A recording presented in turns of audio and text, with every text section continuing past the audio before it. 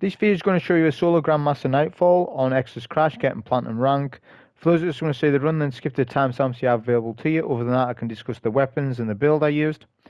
So this video is dedicated to somebody who just wants to get the Triumph for the Conqueror Gilded sale this season for the Pacific Triumph for Exodus Crash. It's more focused on that, but I do get Platinum rank. You know, I'm not skipping champs. There's no need to skip any champs in this. You're going to kill them all, and you may as well do. So it's mainly focused on that. It's also focused on getting as easy as to clears as you can, right? This isn't me saying, look at this challenge I'm doing here right now. It isn't. Okay, I'm looking to try and help people to sort of so that they can go and do it, because it's not ultra difficult, this one. It's just it's not ultra difficult. I'll be honest with you. I would say it's more akin to sort of Lake of Shadows type run, honestly.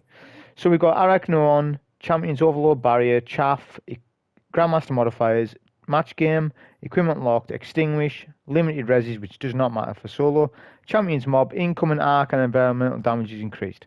So all of that, what do we need to sort of pick out the key points? Well, Incoming Arc's on.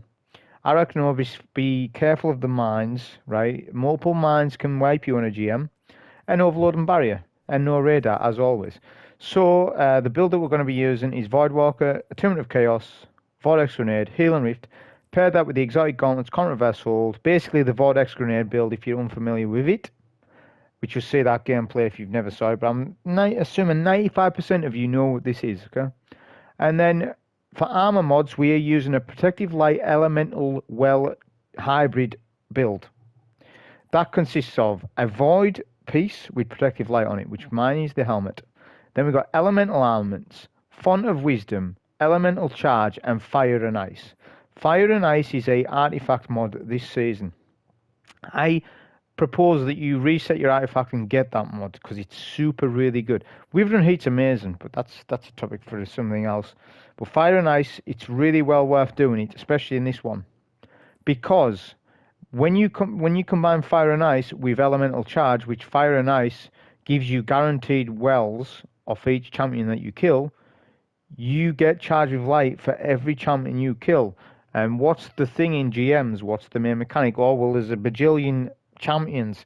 That means you have you can just farm Protective Lights off all these champions, because every time you get a well, you get Elemental Charge, which means you get Charge of Light, which means you Protective Light. Font of Wisdom as well on the chestplate. So every time we pick up a matching well, so it's got to be a void one, we get a temporary significant increase to your intellect for 30 seconds. It's huge, this. I really like this mod as well. Elemental Armaments, for every void kill we get with a weapon, we have a chance of getting a well. We've got the Monarque on. We've got a void rocket launcher on. So this is how it's all synergizing together. Other mods, just to briefly mention, double rocket ammo finder on the helmet, anti-barrier auto, overload bow, double arc resist, rocket launcher scavenger, bomber and distribution on the class piece, and you must run an arc damage resistance in this, at least one minimum. If you don't run it, you're going to find it way harder than what this needs to be. Just put on an arc. You should really have arc, void, you should have a solar piece, a stasis piece. Now, you should have everything, especially on the class that you're main. And if you haven't, that's a goal to work towards. You can see I've got all the pieces I could ever really want, right? And it pays, because when a Nightfall comes up, I need an arc plate. Oh, look at this one. I can put it on. So, double arc resistance. Weapon-wise, you want a good kinetic auto rifle. I'm using the Carbine. There was one sold by Zer 3 weeks ago or something like that. It had auto and holster Vorpal on it. It would work out really good.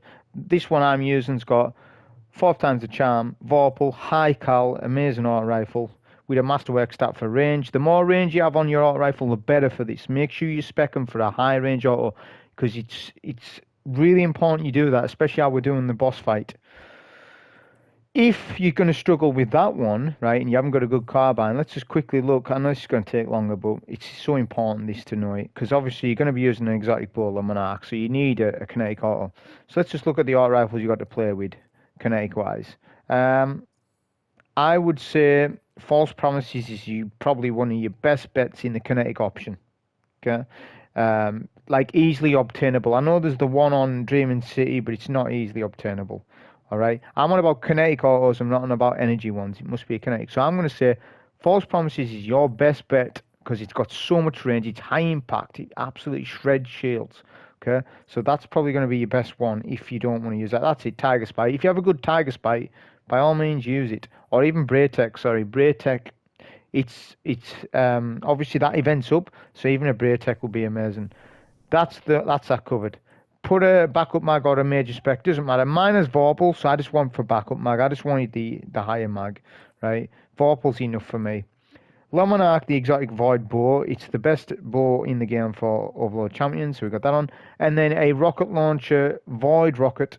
You can use a solar rocket if you want, but you want tracking in this, and Royal Entry has built-in tracking into it because it is a precision frame rocket. So if you want to use Ascendancy that has tracking, then it would work. But mine's amazing because it's got field prep, impact casing, clown cartridge. I'll discuss more about all the weapons in the run. That's the setup I was using on the Warlock. So as we start with this opening encounter, I'm going to sparrow to this cliffside here. We can charge a Void Nade. There's only, I believe, 2 dregs, 1 resilient dreg or whatever, the orange bars. We can take those out, pretty simple. There'll be then a sniper to your right in front of you, right at the back. He won't snipe you from here because the arc snipers have range drop off. Eventually though, if you just stay up on this cliffside, the dreg that's on the sparrow thing will push you. Don't push down the cliffside if the dreg isn't there, because those, when they're on the sparrows, they can absolutely melt you because they do arc, right, quicker than you'll know. So wait for that cue and then you can take them out with your bow. There's another pike here. We use 1 rocket to proc clown cartridge, right? So I've got 9 rockets, you saw, so I use 1 and then I reload and I get 2. Clown cartridge is a guaranteed proc. Every time you reload with your rocket manually, you will get the 2 in the mag, which, as I say, is one of the best rockets in the game because of this. Not only that, it's got inbuilt tracking because it's a precision frame rocket launcher, and it's got impact casing, and it's got field prep, right? Which does stack with rocket finders. So you'll find that this rocket launcher, I've never used a rocket launcher like this in an activity where you just get heavy after heavy brick after heavy brick because everything's synergizing.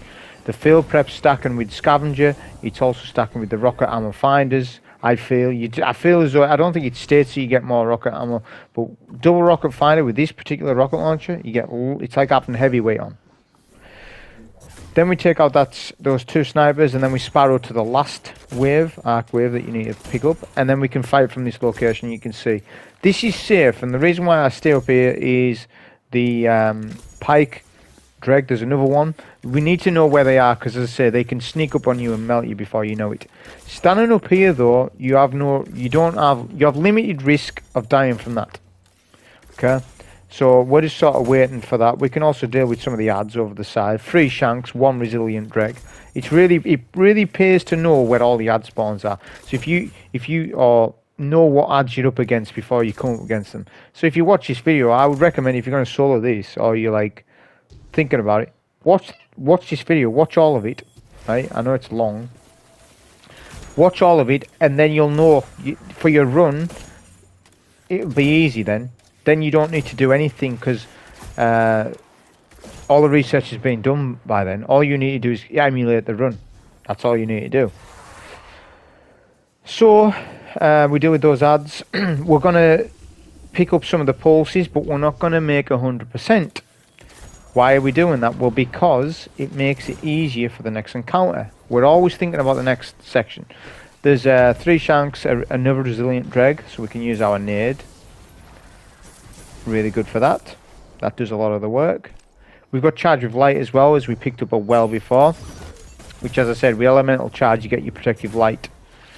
Generally I don't dabble with the well builds so much. I mean, I like Font of Wisdom, but generally I won't. But for this particular Nightfall, it just pays because there's so many champions, so many overloads, so every time you're killing one, even if you're losing your protective light, you're playing reckless, you're going to get another well, and as we know, protective light is insane in terms of damage resistance, what it offers.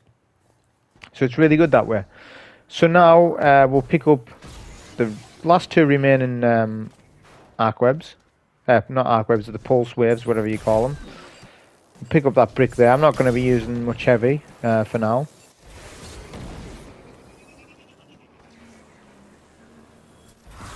Now we get to 100%. Now when that activates, the ads up top will spawn. They don't spawn until then, which means we can sort of spawn trap them. We'll use a nade, we'll use a Nova, see what the Nova does. It doesn't do as much as I would have liked it to do, but it's enough. And we can sort of spawn trap the ads. Now if I had a Roman super on, say I had Dawnblade on, it'd be perfect just to do like a super like that, okay? Or any sort of Roman super that you may have. But in any case, you may as well use your super there, because you're not going to find yourself using your super so much on anything else, apart from maybe overloads. We lost our protective light, but we gain it back. Now we can use Le Monarque. So, to briefly tell you why Le Monarque is the best bow in the game over Taiku's, is simply because the poison damage is counted as overload damage. So, to rephrase that, I'm not saying Le Monarque is better than Taiku's base, but when overload season's up, I believe Le Monarque is better than Taiku's, because it does a better job at stunning champions. You can spawn, you can stun a champion round the corner. If you hit a dreg and that poison inflicts to the champion standing next to it, because it will, because of the modifier champions mob, adds surround champions, you'll find that. Which means, as I said, you can stun champions from round corners. What more do you want? You miss a shot, it's fine. He's still being overloaded by the poison damage. It's very forgiving, this exotic. Not only that, it's really good for damage on a target in terms of sustained damage, because it's infinite primary ammo. So now the game has shifted. It was double primary anarchy as the go-to with cells. That's slightly shifted. It's not that anymore. I'll tell you, the meta for the solo Grandmaster setups now is a good exotic primary like Vexme for class, Outbreak Prime, Taiku's, Le Monarque, those types of weapons with a good linear fusion or a rocket, and another type of weapon to stun a champion. Depends on what Nightfall it is. But that's sort of the meta's changed a little bit now, because now there's no mercy ammo. You can't rely on that. So if you're in a section where you can't get ammo because you're up high somewhere, then you really have nothing else to rely on apart from your primary. So you better make it a good one then, okay? That dishes out a bit of damage, like Le Monarque does, Outbreak Perfected does. Vexme for class, we know, really does. It's obviously the best primary in the game at the minute, but that's where we're heading to. And they did say that we're gonna make exotic primaries more useful in endgame content, and I feel as though they've achieved that, and I'm happy with the way they're going. So that's really good. Be sure in this section that you clear out all ads, then the overload last. Now this overload is not pushing for me. That's fine. We're going to find another vantage point. Always find a point where there's cover. So look, I push this overload and I've always got somewhere to strafe to. The problem is with this, you better know which type of overload you're taking, because these overload captains come in variants. Okay, you've got the ones that do the solar damage and the ones that do the arc damage.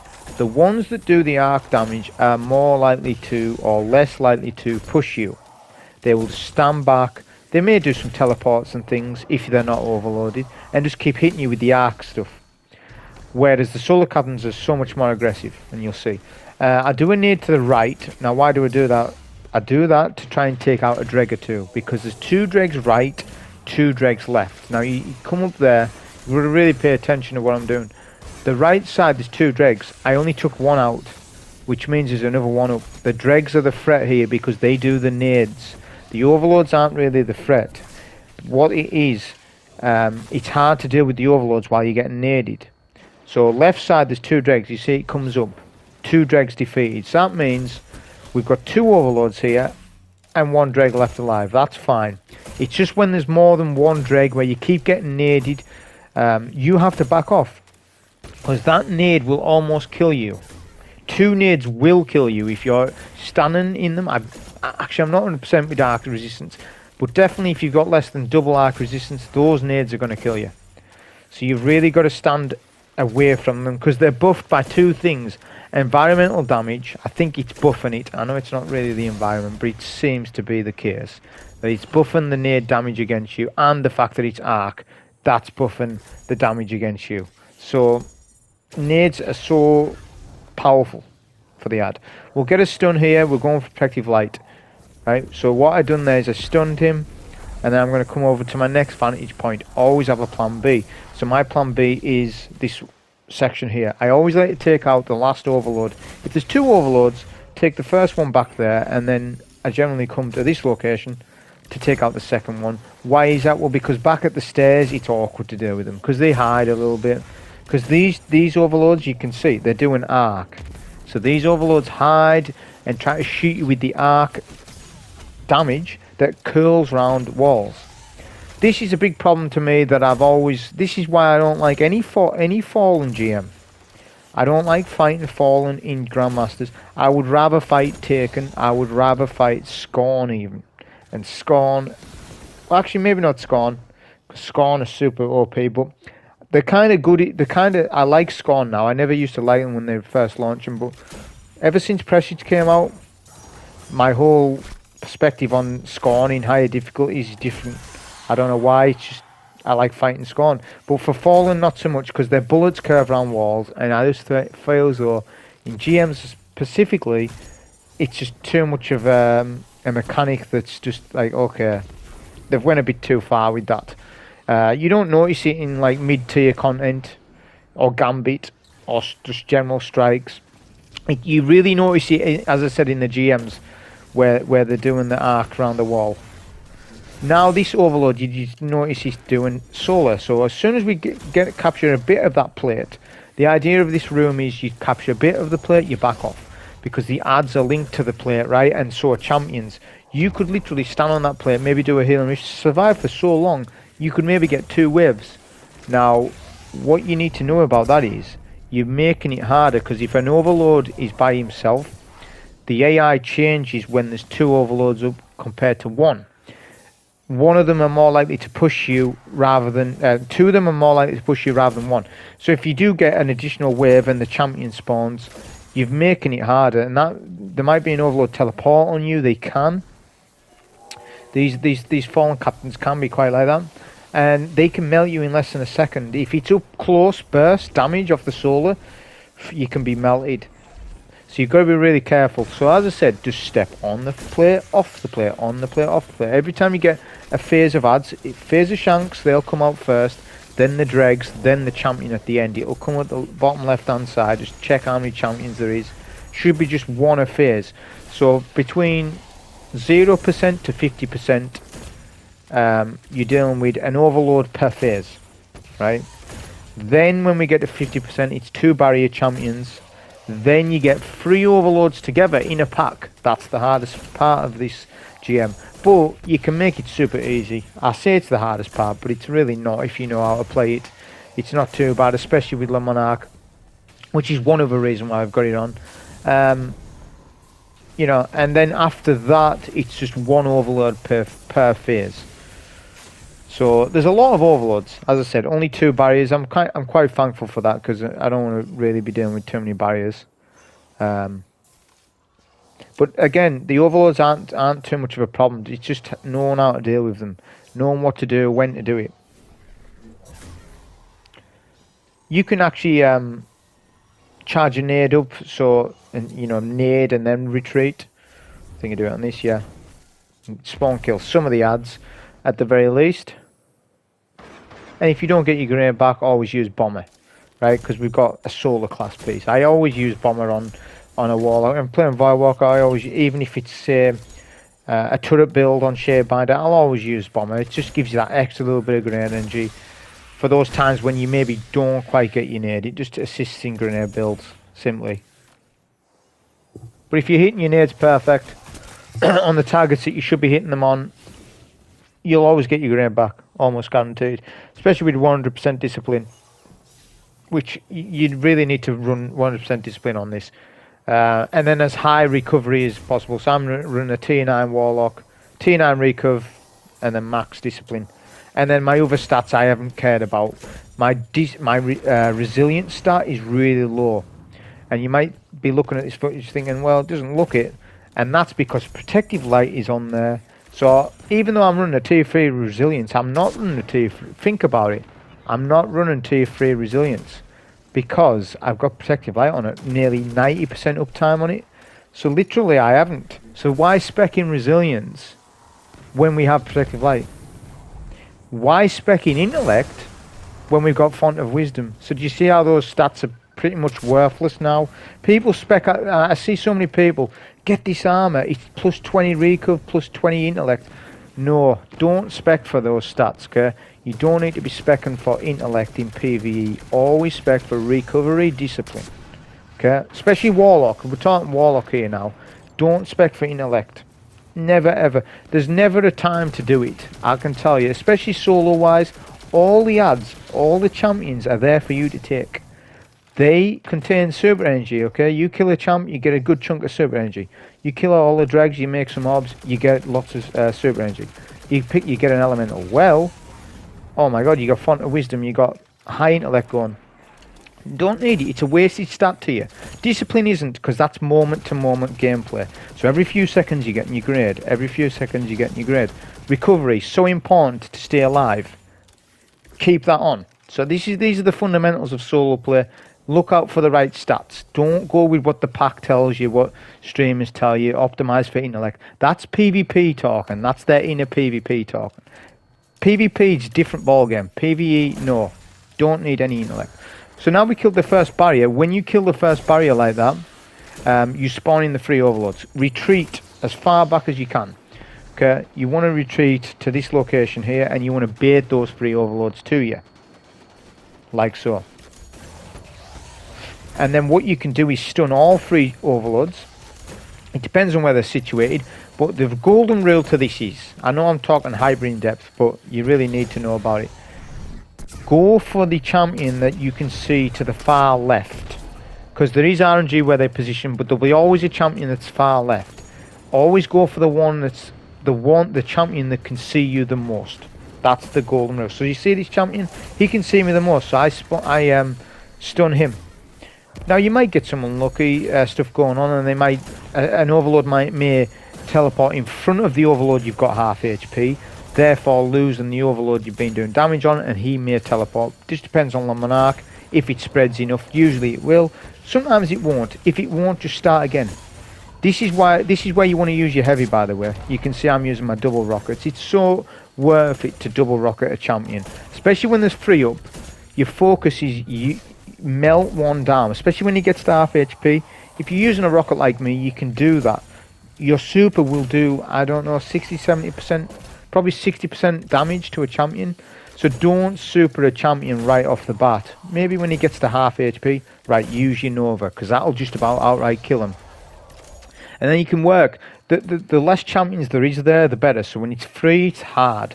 When it's 2, not as difficult. And then when it's down to 1, you've nailed it. And that is the hardest part for overlords. And even then, it's not that difficult. As I said, if you use the strategies I'm telling you, it's not. You can make it. You can make your life so much easier. And in GMs, you want to do, as one streamer says, the least path of resistance. In GMs, and he's right. I mean, to a certain extent, he's right. Okay, the least path of resistance. Sometimes, you haven't got time. Some people haven't got time to be doing, no cheese run, this, that, the other. No cheese run white weapons. No one's got time for that. But they do want to play the game, right? And they want to be effective in the game. It's common sense, like any other game you play. So that's why this video is more, tailored to people who, just want to get a run done, right? Take down the second barrier. You just use the cover around you. Pretty simple to do that. We can pick up any stasis wells he drops. I'm already charged with light anyways. And then we can continue on with the plate mechanics. For the next half of the plate, the adds from 50% to 100%, it's pretty similar to the first half. However, there's going to be solar shields. But with Le Monarque and its poison arrows, you can take a match game shield down pretty easily. as long as that match game shield doesn't hide so much, which these sort of heavy shanks don't, so it isn't too bad. We have an overload spawn on this phase as well, which we caught him at a good time, so we can sort of strafe him. We're going to use a bit of heavy because we've got heavy everywhere, as I was saying with this rocket launcher. If you do have this, or even any field prep rocket, to be honest, if you have any field prep rocket, combine that with 2 rocket launcher ammo finders on your helmet, a rocket launcher Scavenger, of course, on your boots. You're going to have heavy up all the time, okay? It's very rare when you run out of it. I've run this rocket launcher in a lot of GMs and found it to be effective just because of how much ammo. I know it doesn't have like lasting impression, cluster bombs, Vorpal weapon and all that stuff, but none of that stuff matters if you've got so much ammo on the floor. None of those perks matters. Clown cartridge outweighs those because you can fire 2 rockets on a champ, right, which is essentially like a D1 style rocket, which is way better than just having, you know, 15% plus damage on one of your rockets. Well, no, now you get to fire 2 rockets. That's just, to me, a better perk to me. This is where we get our solar shanks. Be careful on this phase not to stand on the plate too long, because if you do, it's very easy just to get the champion to spawn and the 2 extra solar shields. So as soon as you see on this particular phase, at least, step back as soon as you start seeing exploded shanks. That's true for each mini phase of it, if you like. Then we can just take down the solar shield for the heavy shank. As you can see, you can just keep using your Monarque. You can even rocket a match game shield down. You can brute force them down, which isn't too bad at all. Take it down. We use a rocket, 2 rockets even. Whenever I use heavy, I generally just go in and use the 2 rockets, because then when I get the reload, I get my 2 again. So when I'm using my rocket launcher, I usually commit and just use it. Now we're on the very last phase. You'll have 2 heavy solar shank shields, 1 overload and a couple of vandals. Pretty simple to take when you do it like this, one step at a time.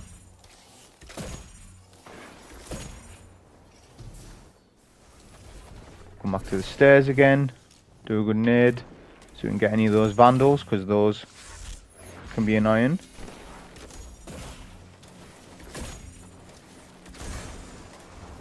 Get any overcharged shanks in front of you, and then now the focus is the solar shields, as if you don't deal with those while dealing with the overload, that can be an issue.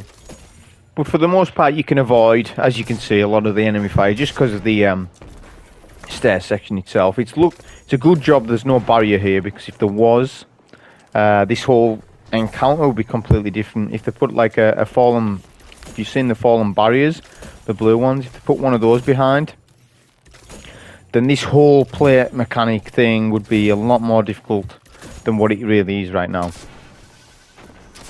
Final solar shield. We're using a lot of heavy because we've got a lot of heavy on the floor. Bear in mind you can get 4 shots per brick. An ammo finder brick can give us 2-3, so you can get a lot. You know, there's a lot of ammo just because it might be maybe 3 or 4 bricks. That's a lot of ammo. That's you like 9 shots and more on the floor. We'll take the last overload. It's all about finding the angle, and it just depends. If the overload's sort of hiding when you're trying to overload him, then sort of wait till you get a better angle.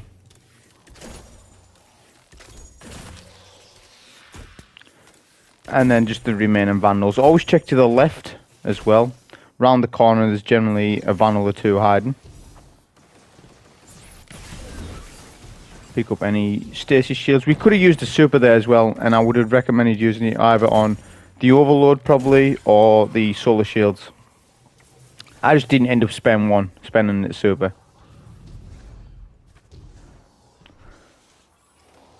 So that's pretty much it. There won't be another spawn from 90% to 100%, so you're done with this. If you're doing a team run, to take the same approach. You don't need to rush it, okay? Unless you maybe speed running a team, which, you know, you can. Wells, you know, things like that. Banner shield, fair enough. But for the most part, if you know, not confident in this Nightfall, then just do that. Okay, so this is the pulse area, right? Now, this is a public zone. We know it, right?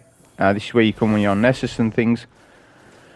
In the landing zone, just be careful because how this works is this. Enemies on a Grandmaster mode in a public patrol zone will damage you like any other Grandmaster ad. But they are not as tanky as any other Grandmaster ad. But they're just as lethal. So you really need to be careful about the pikes. Right? You need to be careful of those and the amount of damage they can do to you. I recommend taking them out. Right? Look at the damage I'm taking here. Right? I get pushed by a second one. I get super lucky there. What I would say is stay on the cliffside, where I am right now, and just take out all of them. There'll be about 4 here, and then there'll be 1 or 2 behind you over this location, over the back side of the map. Take that one in here as well, which one good Monarque shot will take it. You might have a public event going on, that's a threat. You might have VIP targets, they're a threat. Right, everything's a threat about this. So even though you think this is the easy path, it's not. It's quite dangerous because of things that can happen.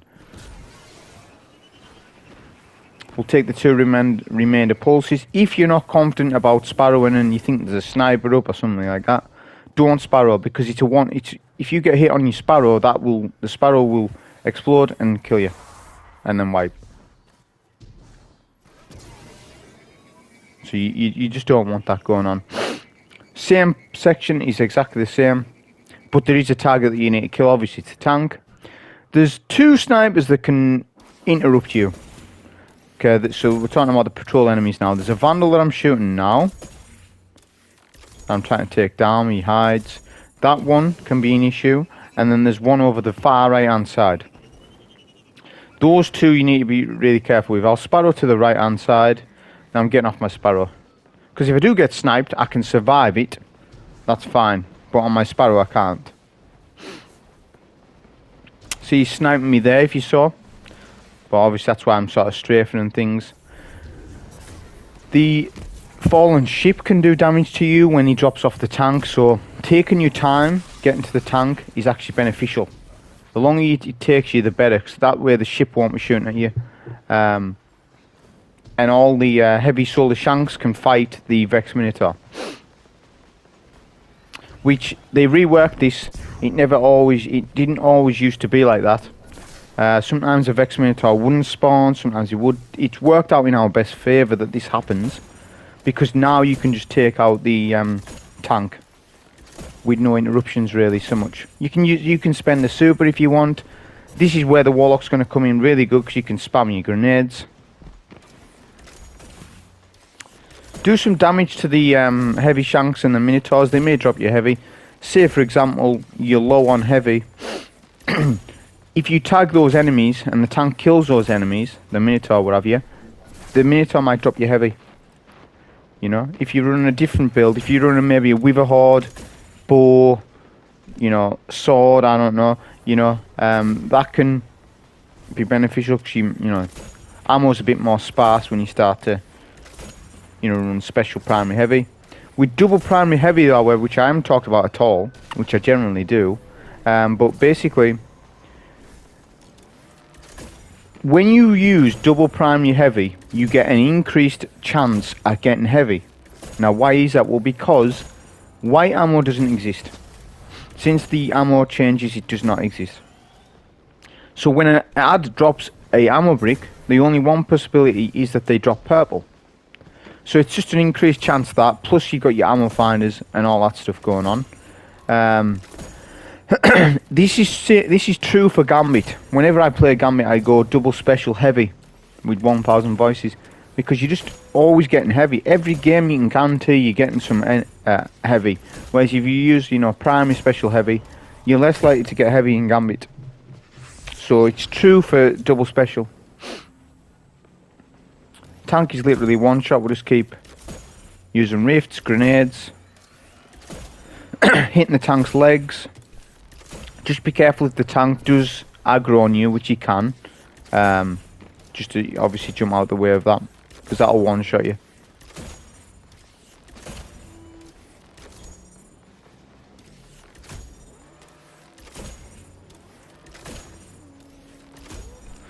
keep hitting the tank's crit, which is, it's a higher crit, I believe, when the tank reveals its core. So try and get the damage in when you can. And that's the tank section done. Now we can move on. There's no ammo to pick up.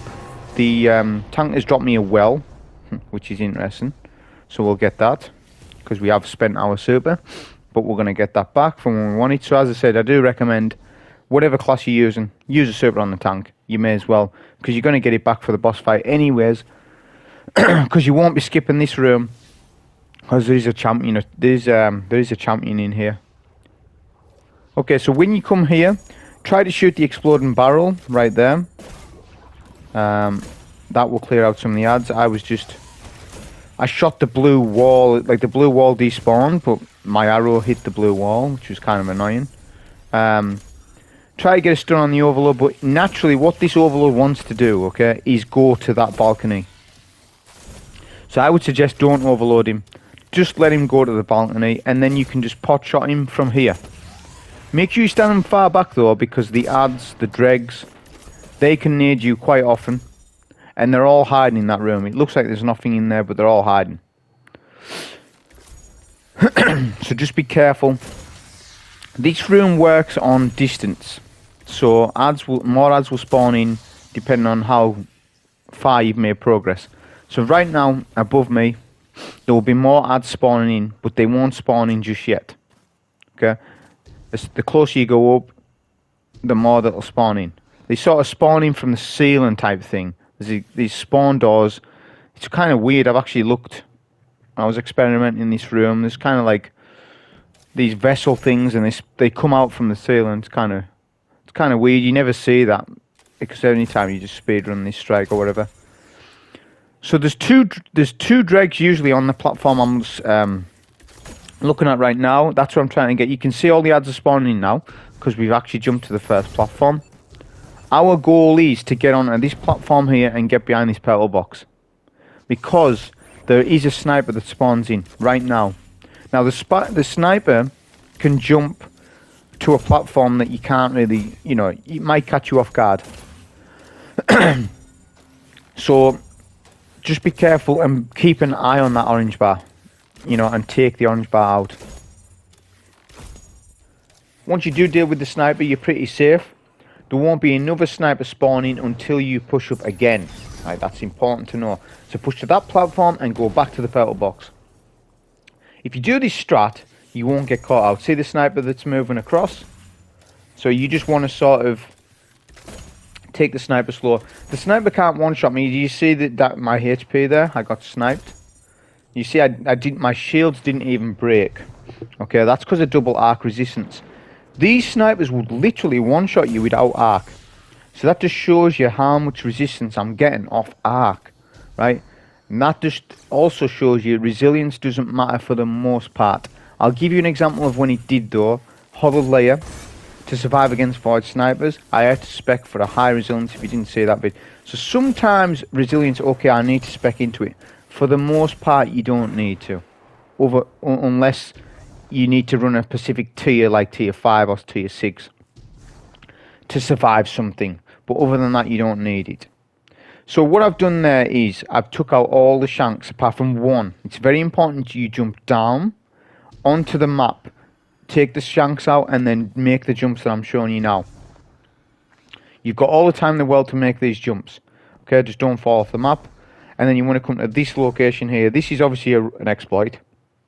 This is a newish exploit. They tried to fix this room because the exploit was to my left. And you could literally do the strat that I'm doing now. Very similar. But they didn't have a no turn back zone for this box, whatever reason why, I'm not sure. But this is just showing you how to easily do the boss. And obviously we're on Voidwalker. It makes it easier being on Voidwalker because ads hide. Right, so just briefly, obviously ads are tied to boss's HP, right? Every strike is true for that. The thing is, what you want to do is do a little bit of damage to the boss, and as soon as you see ads dropping wretches, vandals, focus the ads. The reason why I say that is because the ads will hide and they will be the bane of your life up here, right? So there's pros and cons to this. The pro is you're safe for the most part and you can't die. There's a 95% chance you're not going to die. You can see the boss isn't even hitting me. The boss can hit you though, and sometimes you can be unexpected by it. If that happens to be the case, strafe, back up just a little bit, but don't be running about on this box because you will fall off the map. You fall off the map, your exploit plan is gone, that's it. You're going to have to fight the boss as you would. And that wouldn't be the class to do it on this Warlock. Not on Voidwalker. On other classes, yes, you could, but on Voidwalker, no. Right? There's no way really for you to stand without the stag, which you need the stag. So that's why I've recommended this class from the get-go, is because my plan was to use it for this bit, because it's perfect for ads that hide, which they do, right? Because they're unsure what you're not meant to be up here, of course. So the ads will react different to what you think. Always keep an eye on the boss. The boss goes invisible, invis. But as I said, try and take out the ads as much as possible. If you see where I'm standing, like below me, that's where all the ads will group up. So using nades, even Nova Bomb, makes it such critical, because the next phase of damage on the boss will not start. So he has 3 main phases. First phase, he'll use his Lord of Wolves gun. There will be no champions. Second phase, he will respawn back up. There'll be a lot more fallen in terms of vandals and things. And 2 champions. You see I use a super there, the Nova. And the Nova helps out to take out a lot of wretches and things. That Nova's well spent. It might look like I've wasted that, but not the case. I'd rather use a super on the ads rather than the boss, because the boss, he's not very tanky. I can use La Monarque, I can use nades. That's fine. But as I said, it's critical that you get as many ads as possible to start the next phase. Because then it starts to get a little tricky. You might fall off the map, you're trying to look for where are those ads you can't see. You know, I spot ad here, so that's great.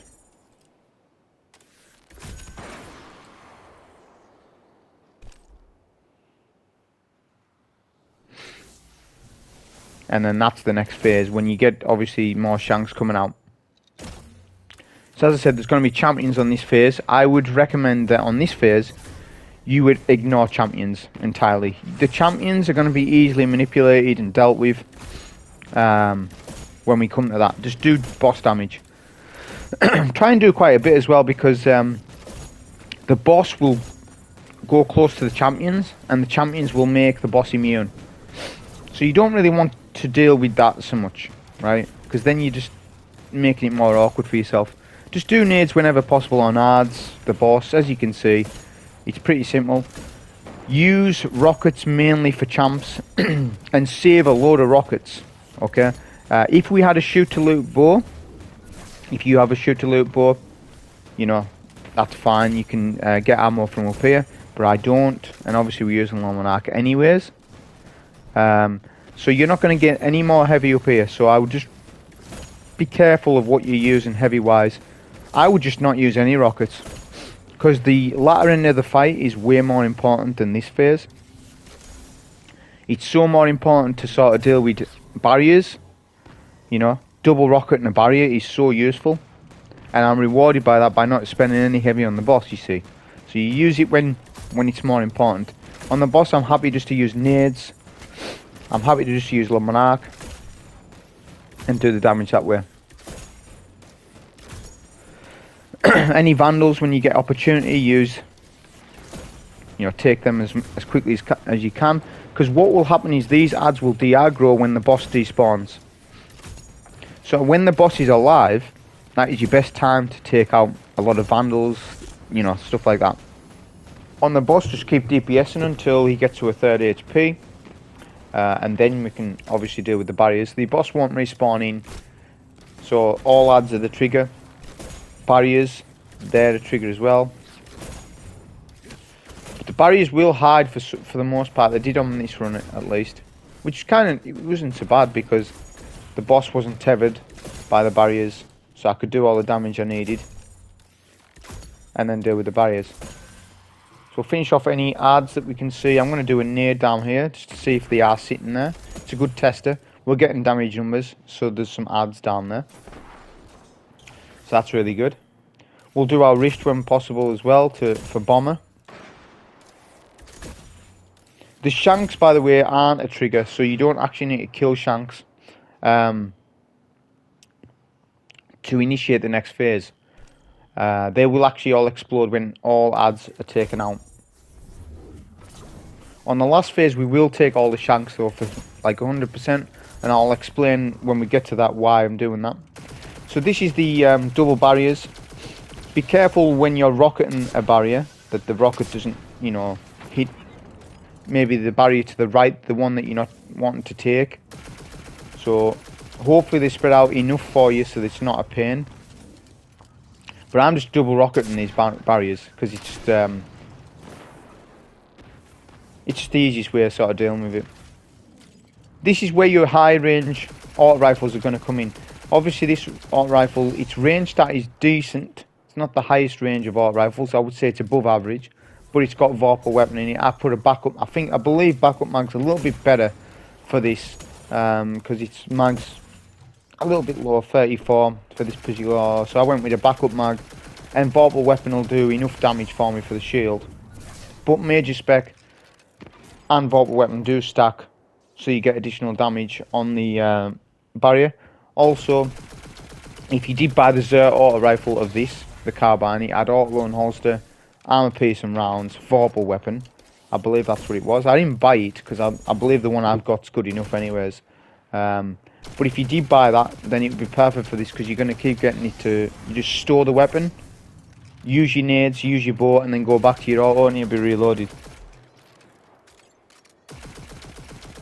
We're just going to take him out with nades. We're going to save the 5 rockets because we're going to use that for the final phase to try and speed it up.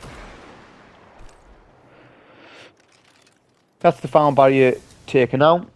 The boss has respawned in, so that's good. There was no adds hiding. And now what we want to do is try and take out all the marauders and the overcharged shanks. If you're going to do it the way I did, you need to, as I say, take out everything. And you need to be sure that everything is down. Because as I say, it's deceiving up here. It can look like there's no adds up at all. And then there's a couple of marauders, invis, hiding. The boss also switches the way of his attack. So the boss is somewhere on the map. I don't even know where he is right now. But he is in Viz and he's in a melee form. So he won't attack you via range. So he's actually less lethal than what he was. The only problem is where is he? Okay. Chances are he's somewhere below this box on the map. At this time, I couldn't see where he is. But that's fine. We wanted to take out a lot of the adds. Do a speculative nade just at this location. You'll find a lot of marauders and things like that are sort of below you. That's where they all congregate. I thought this was the boss at the time, but it wasn't. That's fine, we'll take him. And then we're going to deal with all the overcharged shanks. And then we're going to jump down. Because you have a license to jump down because it's just going to be you and the boss. And as I said, the boss doesn't do any range attacks at all. He's just a melee focused target. So you can do damage to him, you can jump over his head, you can use your super. And it's just easier to DPS him on that phase when you're down below.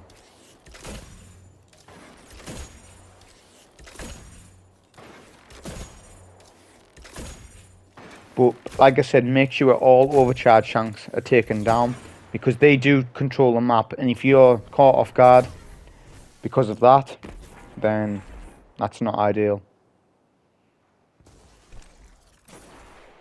So I believe that's the last resilient marauder, I think. I'm just going to test out again, see if we get any more damage numbers. Doesn't seem to be the case. So we're free to sort of go down there. But I wasn't sure, as I said, exactly where the boss was. He's to my left right now, I believe. Just below me. What makes the boss hard to see at times is if the floor is electrified, like, for example, below me is, if he's standing there, that's what makes him difficult to see at times. But he was, if you just see a slight outline of him, he's just standing behind that blue tower there. So at least I have an idea of where he is.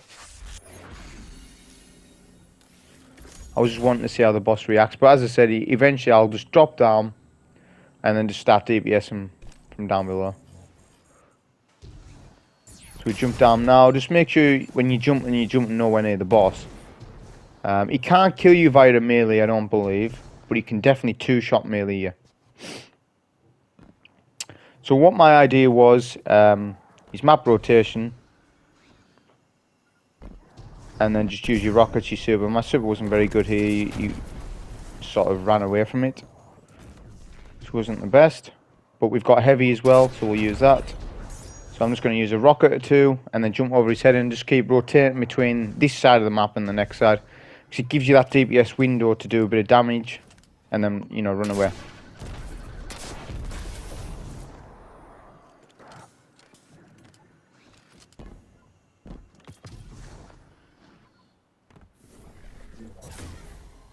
But this is foolproof for the most part, as long as you don't rocket when he's too close, or let him melee you and things like that, then you should be fine to stay alive. Boss is literally 10-20%. This strat, as I say, it's foolproof. I know it is the extra using an exploit and what have you, but you may as well use it while it's here, because they will patch this again, because they patched the first one. So they don't want people doing this really, but to be fair, is this strike well designed? Let's be honest. It's probably one of the most hated strikes, and it always has been. The nature of it's fine, like up until the boss. Everything's great, you know, taking the tank, the plate mechanic, I like it. Starting section, it's a bit slow, but it's fine. Everything about it's fine, just up until this point. And not only that, you're going into public zones. I'm not a fan of that either. Going on to planets, you know. As I said, the boss mechanics itself's not the best, but that was how you do the solo Grandmaster this week on a Warlock, getting platinum rank on a Warlock. Enjoy, thank you.